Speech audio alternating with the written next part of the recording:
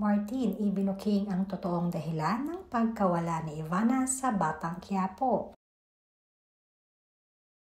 Ilang araw na ang nakakaraan nang maglabas ang set ng Batang Quiapo ng bagong mystery cast. Nakagad naman itong nag-viral at kanya-kanyang hula ang mga netizens kung sino nga ba ang bagong cast na ito.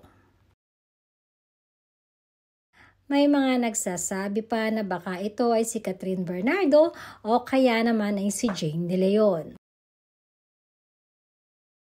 Umugong tuloy ang balitang may isang cast na matatanggal na sa Batang Quiapo. Hindi nagtagal at kinumpirma na nito ng batikang kolumnista ni si Christopher Min na balitang tatanggalin na nga si Ivana Alawi sa nasabing teleserye.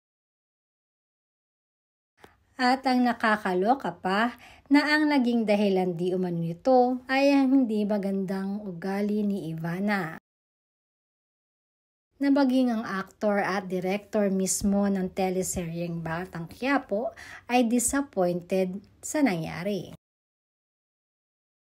Ayon nga kasi kay Christopher Min, may attitude problem di umano itong si Ivana, hindi lang sa mga kasama sa set, ganoon na rin sa mga co-actors. Hindi rin daw ito namamansin at madalas pag dumarating ay dumidiretso na lamang ito sa kanyang waiting area or waiting room. Dead man na daw ang lahat at palaging nakatutok lang sa kanyang telepono. Madami ang hindi makapaniwala dahil hindi di umano ito ang ugali ni Ivana. Subalit hindi naman maiaalis na mismong mga staff and crew na ang nagsasabi nito.